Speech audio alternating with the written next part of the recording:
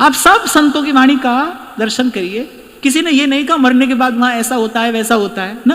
वो तो कहे जीवन में भजन का आनंद क्या है, यहां भजन का सुख कैसे पाया जाता है। तो कह रहे सतसंग अंबुज ब्रज सरोवर, इस ब्रज भूमि रूपी सरोवर में रसिकों के सतसंग रूपी कमल खिले हैं, जिससे प्रभु के नाम और लीला के कीर्तन की सुखवास आती। बोले यहां आकर सुख पाया, अब मैं वृंदावन धन पायो। रोए व्यास जी, अरे सोवत हूं तो विषय मंदिर में, कहां सोया था मैं, हित गुरु टेर जगायो, अब तो व्यास बिहार विलोकत, शुक नारद मुनि गायो, अब मैं वृंदावन धन पायो। जैसे किसी को चैन की सांस आती है ना, सुख की सांस, ऐसे सुख की सांस आई है व्यास जी को, अब मैं वृंदावन धन पायो।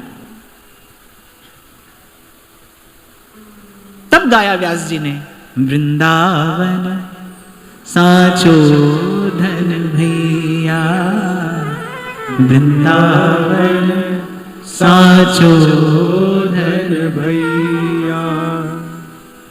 ये जो प्रभु के नाम का गुण का कीर्तन है ना, यही सुख है, यही सुख है, यही सुख की सुवास है। मैं तो बार बार आपसे कहता हूं भाई, ये एक क्षण हमारे जीवन में ना हो तो फिर जीवन मरुस्थल जैसा ही तो है, सूखी रेत ही रेत तो है। सूर्य की किरण पड़ती है ना तो मरुस्थल की रेत भी सोने जैसी लगती है, पर है तो रेत ही। जब सूर्य उदय होता है ना मरुस्थल में, तो सूर्य की स्वर्णिम किरणें जब उस रेत को छूती तो ऐसे लगता है सोना ही सोना बिखरा है। तो देखने ही देखने में तो है, बस छूने में भी रेत। कितना नीरस, कितना सूखा वो रेगिस्तान, रस की एक बूंद नहीं, उसको देखकर भी मन नीरस हो जाता है। पता नहीं कैसे लोग होते हैं जो रेगिस्तान घूमने के लिए जाते हैं, देखने के लिए। मैं तो चित्र में भी रेगिस्तान देख लूं तो ऐसे मन नीरस सा हो जाता है। तो कह रहे कीर्तन सुखवास। और नागरी दास जी प्रभु से क्या प्रार्थना कर रहे हैं कि ये जो ब्रज रूपी सरोवर में ये जो रसिक जन रूपी कमल खिले हैं ना, इनका भंवर कर दीजिए, मुझे इन्हीं का भंवरा बना दीजिए। आपने अगर कभी देखा हो अपनी आंख से भंवरे को फूल पर मंडराता हो, बड़ा सुंदर दृश्य होता है। ऐसे थोड़ा दूर जाता है फिर पास आता है, फिर दूर जाता है फिर पास आता है, लेकिन उस पुष्प का जो सानिध्य है वो छोड़ता नहीं, कभी दूर नहीं जाता, वो उसके निकट बना ही रहता है। कभी कभी बैठ जाता है पुष्प पर, कभी थोड़ा घूम लेता है, फिर आ जाता है, फिर घूम लेता है, ऐसे भंवर मंडराता है पुष्प पर। तो कह रहे ऐसा उदाहरण दिया है श्री नागरी दास जी ने। कह रहे इन कमल पुष्पों का मुझे भंवरा कर दीजिए कि मन भंवर हो जाए। मन भंवरा थारे चरण कमल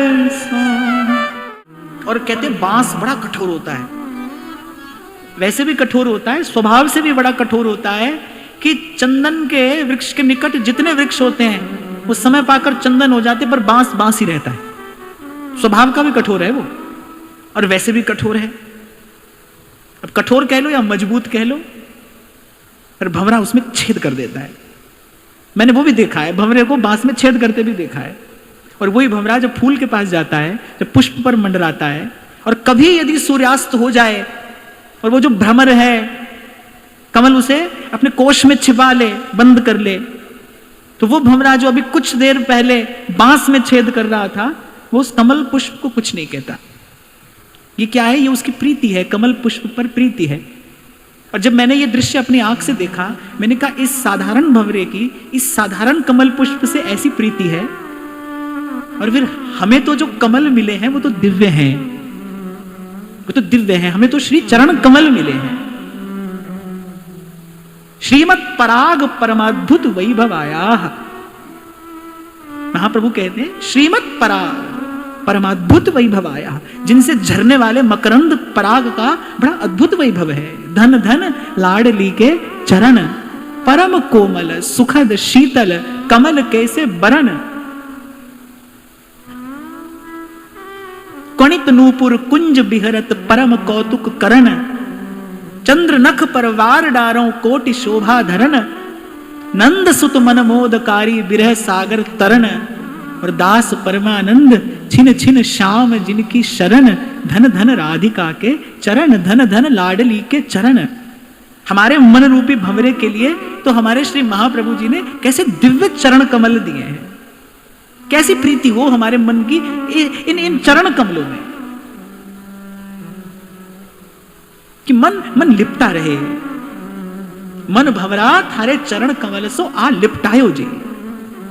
कभी देखना बड़ा सुंदर दृश्य होता है वो, जब भंवरा मंडराता है फूल के पास।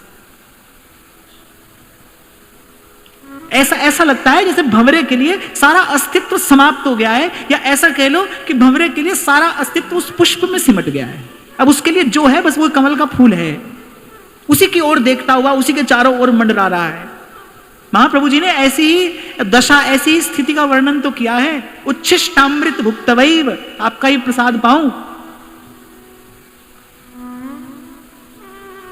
उच्छिष्टामृत भुक्तवैव, आपका ही प्रसाद पाऊं, आपका ही गुण गाऊं, आपका ही दर्शन करूं। विचरन कुंजास्तवैव आलयान, गायन दिव्य गुणस्तवैव, रसदे पश्यम तवैव आकृतिम, श्री राधे तनुवांग मनोभिर्मलैहि सोहम तवैव आश्रितः। ऐसे मन भंवरा हो जाए, आप ही को देखूं, आप ही को सुनूं, आप ही को गाऊं, आप ही को ध्याऊं। राधा नाम सुधा रसम।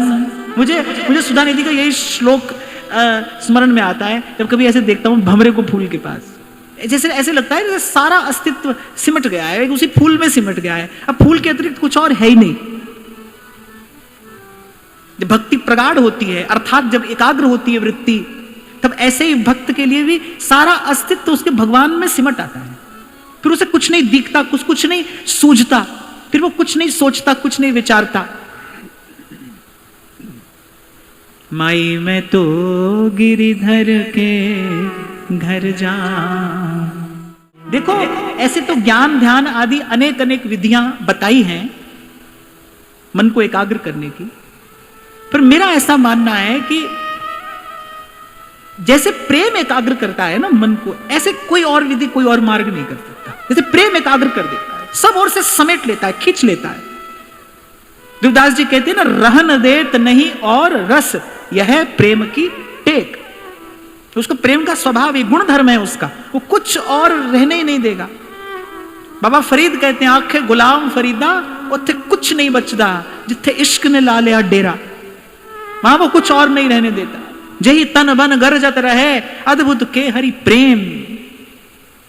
जब सिंह दहाड़ता है जंगल में, दूर दूर तक के वो वृक्ष की डालों पर बैठे पंछी भी उड़ जाते हैं, कोई नहीं रहता वहां पर जब सिंह दहाड़ता है। ऐसे ही जही तन बन गरजत रहे अद्भुत के हरि प्रेम। फिर वहां कुछ और नहीं रहता, कोई और नहीं रहता। तो मुझे ऐसा लगता है कि प्रेम के जैसी कोई विधि नहीं है मन को एकाग्र करने की। और कई बार मैंने आपको निवेदन किया, मन की एकाग्रता ही मन की शक्ति भी है, मन की एकाग्रता ही मन का सुख भी है, मन की एकाग्रता ही मन की पवित्रता भी है। शुद्ध विषय में अब कोई प्रश्न करे कि एकाग्र तो मन कहीं भी हो सकता है, नहीं हो सकता है भाई। एकाग्र मन प्रभु के अतिरिक्त कहीं हो ही नहीं सकता है, क्योंकि प्रभु के अतिरिक्त जो है वो सब अस्थिर है, सब क्षण क्षण बदलने वाला है, मिटने वाला है। उसमें मन एकाग्र हो ही नहीं सकता। मन कभी लगा तो प्रभु में ही लगेगा। अगर संसार में लगा होता मन तो सुखी हो जाते। मन लगने का ही तो खेल है, मन मानने की तो बात है। संसार में भी मन कहां लगा, थोड़ा कहां लगा, थोड़ा वहां लगा, थोड़ा यहां लगा, फिर आज लगा कल नहीं लगा। कल जिसको हृदय से लगाए घूम रहे थे, आज उसी को गाली दे रहे हैं। कल कहां लगा मन, मन यहां लगा नहीं, लग ही नहीं सकता, लगेगा ही नहीं। लगा तो वहीं लगेगा। तभी गाया है संतों ने, गुरु की कृपा हुई तो जब लगा यही लगेगा। अब आप देखो, अपने सुख का विधान स्वयं करो। ये अधिकार दिया है प्रभु ने आपको, करो अपने सुख का विधान कि आपको कब सुखी होना है। प्रश्न ये नहीं है कैसे सुखी होना है। सुखी होने की तो एक ही विधि है, एक ही रास्ता है, दूसरा है ही नहीं। जो हुआ है यहीं से हुआ है, जो सुखी हुआ है वो इसी मार्ग पर चलकर हुआ है। तो प्रश्न ये नहीं है सुखी कैसे होना है, प्रश्न ये कि कब होना है। आज होना है, कुछ बरस बाद, या किसी और जन्म में जाकर होना है। यही रास्ता है। प्रेम न बाड़ी उपजै, प्रेम न हाट बिका, राजा प्रजा जो रुचै, शीस धरे ले जा। इसलिए मैंने कहा ये प्रश्न तो है ही नहीं भाई, कौन होगा कैसे होगा, जो होगा ऐसे ही होगा। राजा प्रजा जय रुचे शीस धरे ले जाए।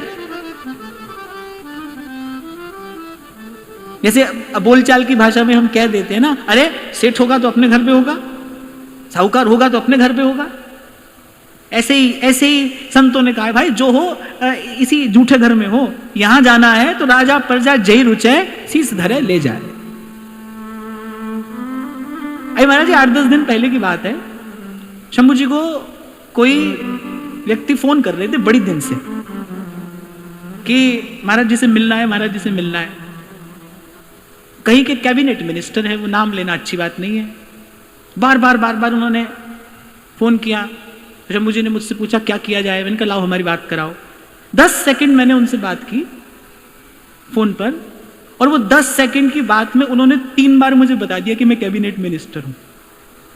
आए भी इस मार्ग पर कोई आए, भाई हमारे पास जो वस्तु है वो लेने के लिए कोई आए तो फिर आने का भी एक मार्ग है ना, आने की भी एक विधि है, आने का भी एक मार्ग है। कोई साधक हो, उसके मन में कोई जिज्ञासा हो, मैं उस जिज्ञासा का समाधान कर सकता हूं तो स्वागत है। फिर मेरे मन में सोचा, जब ये घटना घटी, मैं घटना नहीं बता रहा हूं आपको, इसके बाद जो हुआ वो बता रहा हूं। फिर मेरे मन में सोचा, अरे मेरे जैसे व्यक्ति ने कहा भाई मुझे तुझसे क्यों मिलना है, तू अगर बड़ा आदमी बन के आता है तो मुझे तुझसे क्यों मिलना है। मेरे जैसा व्यक्ति नहीं मिलना चाह रहा है, वो क्यों मिलेगा। जो सबसे बड़ा है, जो बड़े से बड़ा है, जिसके जैसा कोई बड़ा नहीं है, वो क्यों मिलेगा। एह दरबार दीन को आदर रीति सदा चलिया। तभी तो जब सुदामा खड़े थे ना द्वार पर, तो द्वारपालों से कहा कि आप विश्वास करना मैं उनका मित्र हूं, आप ये ना सोचिएगा कि मैं उनका मित्र कैसे हो सकता हूं। तो द्वारपाल हंसने लगे, बोले नहीं हमें कोई आश्चर्य नहीं है, क्योंकि इनके सारे मित्र ऐसे ही हैं। आप ही नहीं, इनके सारे मित्र ऐसे ही हैं, ऐसे ही मित्र इनसे मिलने आते हैं। और ऐसे ही मित्रों के लिए द्वारपाल कह रहे हैं, ऐसे ही मित्रों के लिए हमें द्वार खोलने का आदेश है, बस ऐसे ही मित्रों के लिए, और किसी के लिए नहीं। ऐसा हो कि कोई आए तो द्वार खुला है। यही दरबार दीन को आदर, चाखा चाहे प्रेम रस, प्रेम चखना है, राखा चाहे मान। तो यहां कह रहे हैं भाई सबके लिए एक नियम है, एक नियम कि प्रेम न बाड़ी उपजे, ना तो भाई खेत खलिहान में उगता है ना बाजार में बिकता है। आप सोचो भाई बड़े जमींदार हैं, अपना उगा लेंगे, ये तो अपनी फसल है, अपनी पैदा कर लेंगे। या सोचो बड़े धनी हैं, खरीद लाएंगे बाजार से। ना तो बाड़ी उपजे और ना हाट बिकाए। राजा प्रजा जही रुचे शीस धरे ले जाए, बोले अपना अभिमान छोड़े और ले जाए। रास मंडल का द्वार है, सखियां द्वार पर ठाड़ी हैं। भूत भावन भगवान शंकर दौड़े आए जब वेणु की ध्वनि सुनी। वो तो रसिक है ना, वो तो रसिक हैं, दौड़े आए। अब द्वार पर रोक लिया सखियों ने, बोले आप नहीं जा सकते। महादेव ने सोचा कि शायद इन्होंने हमें पहचाना नहीं, शायद इन्होंने हमें पहचाना नहीं। तो महादेव ने कहा अरे हम महादेव हैं। बोले तभी तो नहीं जा सकते, तभी नहीं जा सकते। ब्रह्मा जी को लौटा दिया। गोलोक बिहारी के महल के द्वार पर खड़ी सखी ने ब्रह्मा जी को लौटा दिया। बोले ब्रह्मा नहीं जा सकते भीतर, ब्रह्मा शंकर का प्रवेश नहीं है।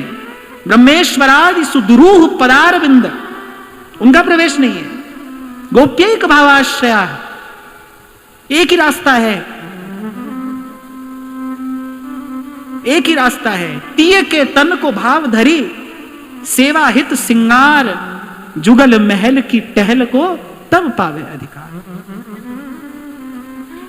स्पष्ट सिद्धांत लिखा ध्रुवदास जी ने, कोटि भांति, करोड़ों आचार विचार करके कह रहे कोटि भांति। कोई अपरस रहे, कोई सपरस रहे, कोई इनको कोई लेना देना नहीं है। इनको तो एक प्रीत की सच्चाई से काम है। जब ग्वाल बालों के संग भोजन कर रहे हैं कन्हैया, कैसा वर्णन भगवान वेदव्यास करते हैं। अब देखो वैसे तो खाने का नियम यह है कि एक ही हाथ से खाना चाहिए, एक हाथ आपका शुद्ध रहना चाहिए। अगर आपको किसी को परोसना है, आपके साथ कोई पा रहा है, आपको परोसना है, तो कायदा यही है कि एक हाथ से भोजन किया जाता है, एक हाथ को शुद्ध रखा जाता है। अब ठाकुर जी कैसे भोजन कर रहे हैं? इस हाथ में भी कुछ है, इस हाथ में भी कुछ है, और हाथ तो छोड़ो, उंगली के बीच बीच में भी कुछ है। कभी ऐसे खा रहे हैं, कभी ऐसे खा रहे हैं, कभी ऐसे खा रहे हैं। यही देखकर तो ब्रह्मा जी को लगा, बोली कैसा भगवान है। जैसे आपके शब्दों में गए, बोले बेसिक एटिकेट्स भी नहीं है, कैसे खाया जाता है, ये कैसा भगवान है। पर सेवक जी कह रहे हैं आचारी निज कहत खिस्यात। तो कैसा भी हो भाई, यह तो एक बात है, इनको एक प्रीत की सच्चाई से काम है। सीधे सरल शब्दों में कहे, भाई आप इनको चाहते हो कि नहीं चाहते, और आप केवल इन्हीं को चाहते हो कि नहीं चाहते। ऐसा नहीं है कि दीनहीन होगा, दरिद्र होगा वही आएगा। बोले राजा भी आ सकता है, राजा प्रजा जय रुचे, पर शीस धरे ले जाए। यदि अपने किसी गुण का अभिमान है, रूप का, धन का, यौवन का, विद्या का, बल का, बुद्धि का कोई मद है, तो उसके लिए रास्ता नहीं है, उसके लिए नहीं है। और थोड़ी देर पहले मैं आपसे कह रहा था, भाई कहना सुनना तो ठीक है, कहना सुनना तो ठीक है, हो रहा है, अच्छी बात है, पर ये जो बात है ना, ये बात जीवन में आती नहीं, दिखती नहीं, आ नहीं पाती, ये बात जीवन में दिखाई नहीं देती। छोटी सी उपलब्धि व्यक्ति करता है और चिपक जाता है उससे, छोड़ता नहीं उसको। छोटी सी उपलब्धि, तुच्छ सी, मैंने कहा ना, क्षुद्र क्षुद्र। किसी ने एक बार प्रश्न किया कि आप कहते हैं कि भजनीय तत्व तो भगवान का माधुर्य है, एक भगवान का जस है, एक रस है। तो जो रस है वो ध्येय है, जो जस है वो ज्ञेय है। ज्ञेय माने जानने योग्य, ध्येय माने ध्यान करने योग्य। तो किसी ने पूछा कि यदि भजन भगवान के माधुर्य का ही करना है, फिर ये ऐश्वर्य की बात क्यों है? शास्त्रों में, श्रीमद् भागवत में भी पंचम स्कंद में जिस भूगोल का वर्णन किया गया है, वो भूगोल वस्तुतः क्या है? वो विराट पुरुष के उस विराट अस्तित्व का परिचायक है, सूचक है। तो किसी ने मुझसे पूछा, अगर माधुर्य का ही भजन करना है, फिर ये ऐश्वर्य की बात क्यों कही गई है? ऐश्वर्य की बात कही गई है ताकि जीव को अपनी क्षुद्रता का बोध हो कि इस महान, इस विराट अस्तित्व के सामने मैं कितना क्षुद्र हूं, कितने तुच्छ हैं हम। क्या है हमारी उपलब्धि, क्या है? कुछ भी नहीं भाई, कुछ भी नहीं। इसीलिए सेवक जी महाराज एक बड़ी महत्वपूर्ण बात कहते, कह रहे मान मान अपमान सम। मैं ऐसा तो नहीं कह रहा कि मुझे ऐसी स्थिति प्राप्त हो गई है, लेकिन थोड़ा सा अनुभव जरूर कभी कभी होता है कि किस भाव दशा में सेवक जी कह रहे हैं मान मान अपमान सम। जब वस्तुतः उस बड़े की बड़ाई का बोध होता है ना, जब उसकी महत्ता का अनुभव होता है, तब जो आपको सम्मान मिलता है ना, तब आपको संकोच होता है कि भाई आपका नहीं है, आपका नहीं है, गुण सब तेरे, आपका नहीं है। मैंने आपको एक उदाहरण दिया था, सितार बजाने वाला सितार बजाता है, सुनने वाला कहता है सितार बज रहा है, सितार बज रहा है, पर भाई सितार में संगीत नहीं है। संगीत तो वो बजाने वाले की विद्या में है, उसकी उंगलियों में है, वहां से उत्पन्न हो रहा है संगीत।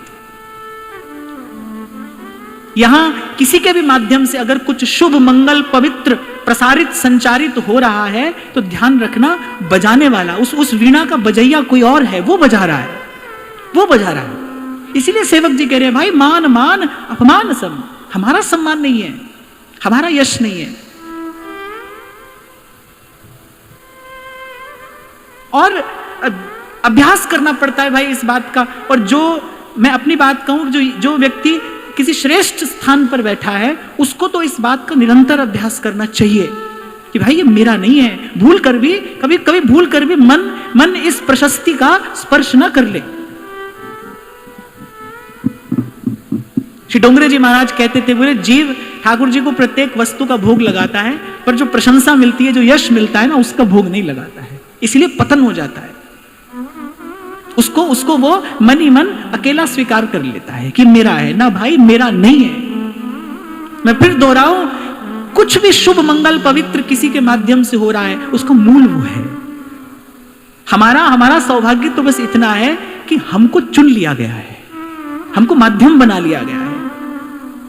पड़े हुए 10 वाद्य यंत्रों में से किसी कुशल बजाने वाले ने कोई एक वाद्य यंत्र उठाकर और वो संगीत प्रकट कर दिया है, उस यंत्र का सौभाग्य है कि उसको चुन लिया गया है, हमको चुन लिया गया है, ये हमारा सौभाग्य है। जो सेवक जी ने कहा ना, आपनो भाग आपन कहत, हम अपने सौभाग्य की बात अपने मुख से कर रहे, क्यों? हमको चुना गया है। भोली सखी कहती है, भाल भाग राधा लिख्यो हित भोरी को भाग, ये मेरा सौभाग्य है कि मैं इस द्वार तक आ गई। ये जो झूठा मिथ्या अभिमान हमने जन्म जन्म के कुसंग से संग्रह कर लिया है, इकट्ठा कर लिया है। मैं नित्य प्रति अंत में यही आऊंगा कि इन सब का अभ्यास करना होगा, इन सब विकारों से छूटने का अभ्यास करना होगा, प्रयास करना होगा। इसी का नाम साधना है। और कोई आपकी मेरी 2-5 माला से ठाकुर जी नहीं मिलने वाले हैं।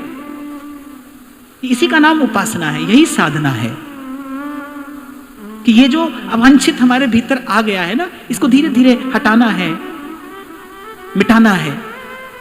और आप प्रयास करोगे तो सफलता अवश्य मिलेगी, मिलती है।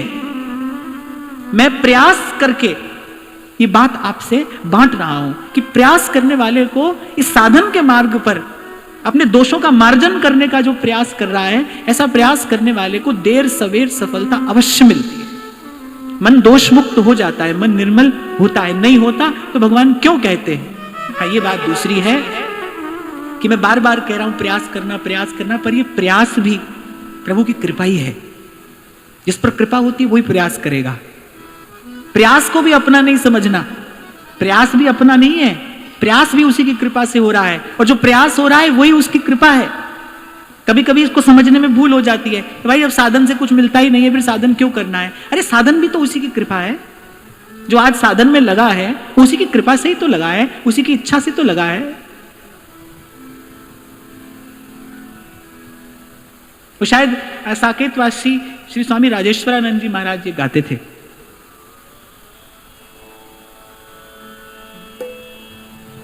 जैसे कोई अपनी हार स्वीकार करता है, बस वही जीत का क्षण होता है। पूछो कैसे?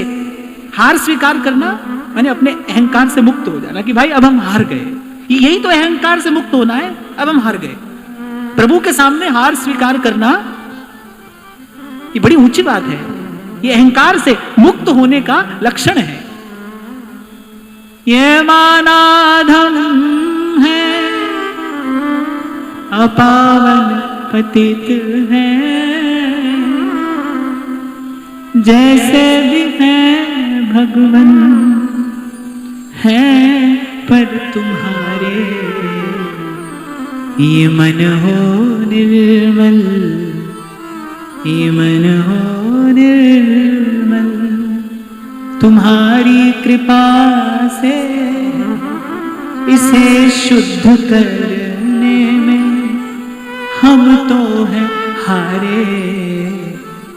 अगर नाथ देखोगे जो अवगुण हमारे, तो हम कैसे भव से लगेंगे किनारे। अगर नाथ देखो, कबीर कहते हैं रामैया वो बारक तेरा, और काहे न खंडस अवगुण मेरा। सुत अपराध करत है जे,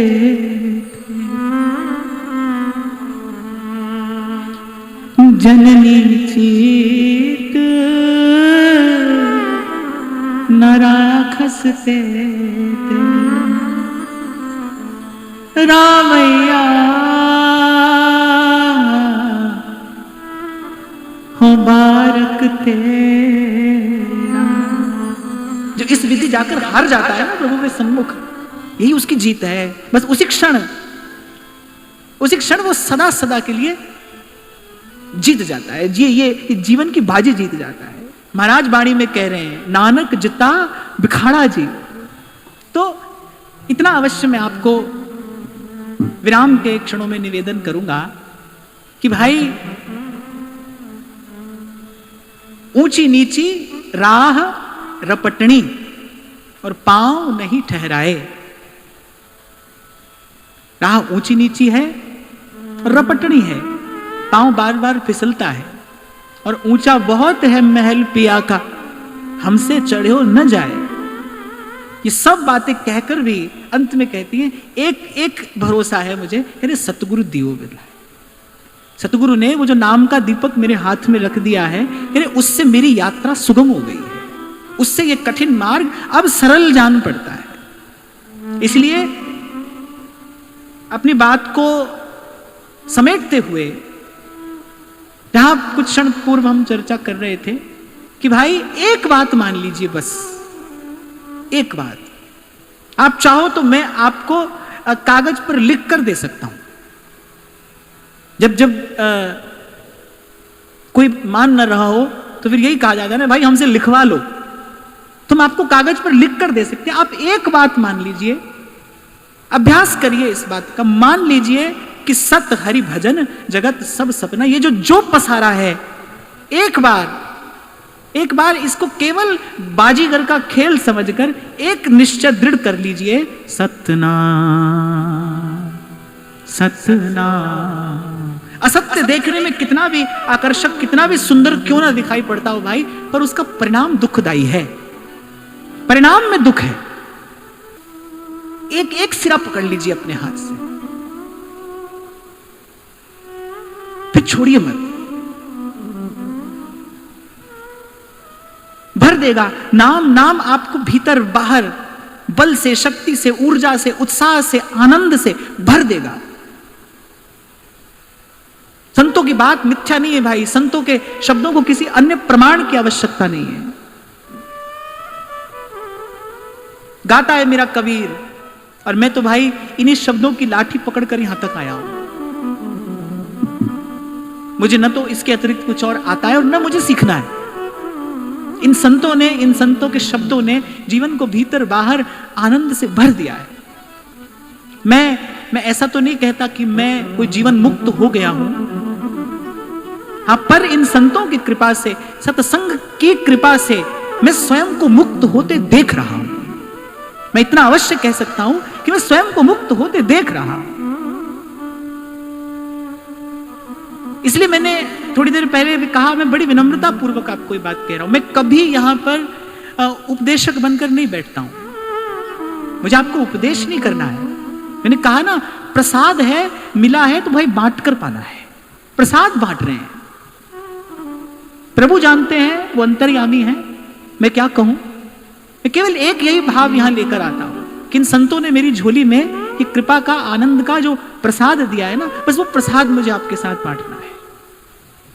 था कभी, हो सकता है कुछ समय पहले हमारे मन में भी कोई ऐसा संकल्प रहा हो कि भाई हाँ, हम लोग का कल्याण करेंगे, हम सुधार देंगे किसी को, पर वृंदावन की रज ने सब धो मांझ दिया। इस धाम की रज ने बड़ा अद्भुत कौतुक दिखाया हमको, धाम का प्रभाव प्रताप हमने देखा, और धाम की रज ने वो जो सब अवांछित था ना, वो सब धो मांझ दिया। समझ में आ गई भाई, करता किया सो हुआ और सुमेरु अचल चला।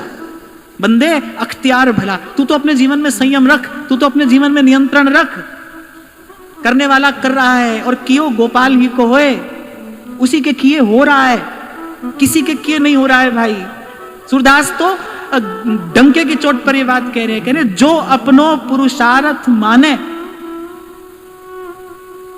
बोले सोई झूठो है, सोई वो झूठा है, कियो गोपाल ही को हुए।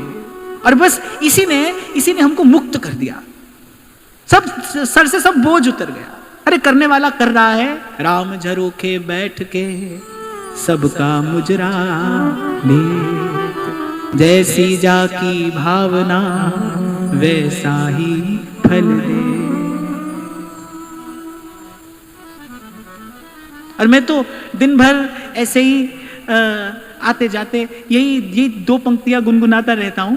ये वृंदावन धाम ने ये आनंद मेरी झोली में डाला है। सो आज मैं आपसे मन की बात बांट रहा हूं। मैं तो आते जाते यही गुनगुनाता हूं, भला भया मेरी मटकी फूटी, भला भया मेरी मटकी फूटी। अब कोई आ जाता है ना हमारे पास, अभी भी कोई आ जाता है कि एक बार हमारे यहां आ जाइए, साल में एक बार आ जाइए। तो मैंने कहा, अरे अभी तो मटकी फूटी है, फिर रख लें अपने सिर पर ना भाई। हमने कुछ किया नहीं, हमसे कुछ होगा भी नहीं। साहेब से सब होता है, बंदे से कछु नहीं। संतों ने सिखा दिया हमको कि जो कुछ किया सो तुम किया, मैं कछु किया नहीं। और कभी कहीं जो मैं किया तुम ही थे मुझ माही। अभी आज तो यह स्थिति है भाई, धाम की कृपा से, नाम की कृपा से, इन संतों की कृपा से जीवन में खूब आनंद है। देखो कभी कभी कोई व्यक्ति ना बहुत खरी बात कहने वाला होता है, उसके घर के लोग आने वाले अतिथि को बता देते हैं, बोले अगर ये कुछ ऐसा वैसा कह दे तो इनकी बात का बुरा मत मानना, ये ऐसा वैसा कह देते हैं। ऐसे जब मैं कबीर की बात कहूं ना तो ये कुछ ऐसी वैसी बात कह दे तो बुरा मत मानना, ये तो ऐसी वैसी बात कह देते हैं, पर सब बात के मूल में सच्ची बात है भाई। जब वो कहता है ना कि राम भजन से छूटी, वो भजन के कर्तृत्व से मैं भजन करता हूं, इस अहंकार से छूटने की बात कबीर कह रहे हैं। सुमिरन मेरा हरि करे मैं पायो विश्राम। भजन भी वही करता है भाई, वही करता है। जीव कैसे उसका भजन करेगा? वही जीव का भजन करता है, वही बुलाता है अपनी ओर, वही आकर्षित करता है अपनी ओर। कर्षयतीति कृष्ण, जीव को खींचता है अपनी ओर, वो कृष्ण है। जीव तो लगा है इस माया के फेर में पड़ा है, न मुक्त होना चाहता है और न होता है। प्रभु खींचते हैं उसको अपनी ओर, आकर्षण करते हैं। ये जो सत्संग है ये प्रभु के द्वारा किया हुआ आकर्षण ही तो है, खींचते हैं जीव को अपनी ओर, वही भजन करता है। उसी की कृपालुता, दयालुता, करुणा, कृपा का विचार करके कबीर ने गाया। और अंत में विराम के क्षण में अपने जीवन में अनुभव होने वाले इस सारे आनंद के लिए अपने महाप्रभु जी के चरणों की बलिहारी लेते हुए कि हमको मिला जियावन हारा, अब हम न मरे, मरी है संसार।